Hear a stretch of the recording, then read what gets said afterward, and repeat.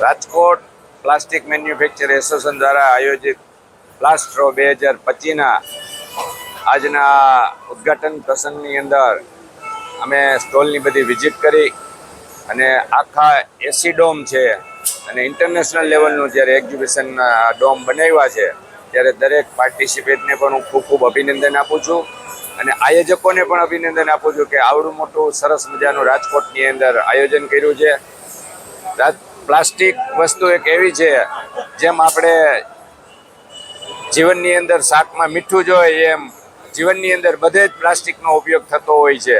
પછી કિચનવેર હોય, ફાર્માસ્યુટિકલ હોય, એગ્રીકલ્ચર હોય કે કોઈ પણ ઇન્ડસ્ટ્રીઝ હોય, ઓટોમોબાઈલ્સની અંદર પણ અત્યારે મોટી સંખ્યામાં પ્લાસ્ટિકનો વપરાશ વધ્યો છે. ત્યારે બધા ઉદ્યોગકારોને હું એમ કહું છું કે તમારી ઇન્ડસ્ટ્રીઝનો વધુ ગ્રોથના સ્કોપ છે અને સરકાર તમારી સાથે છે, તો તમે વધુ ઇન્ડસ્ટ્રી ડેવલપ કરો, ક્વોલિટી પ્રોડક્ટ બનાવો અને આ પ્રોડક્ટ એક્સપોર્ટ પણ કરો. એક્સપોર્ટ પણ ઘણું થાય છે. મારી પાસે જે માહિતી છે 40,000 કરોડથી વધારે એક્સપોર્ટનું પ્લાસ્ટિક ઇન્ડસ્ટ્રીનો છે. એ ઓલ ઇન્ડિયા લેવલે હજી 1,50,000થી વધારે કરોડથી વધારે એનો સ્કોપ છે. તો આ સુધી ભારત પહોંચશે એવી મને ચોક્કસ આશા છે.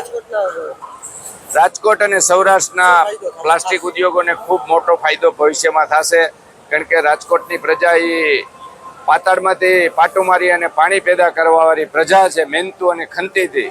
ત્યારે આ પ્લાસ્ટિક શોથી નવી ઇન્ડસ્ટ્રીઝ આવશે અને નવી જાણકારી મળશે અને વધારે ઇન્ડસ્ટ્રીઝનો વિકાસ થશે એવું હું ચોક્કસ કહી શકું.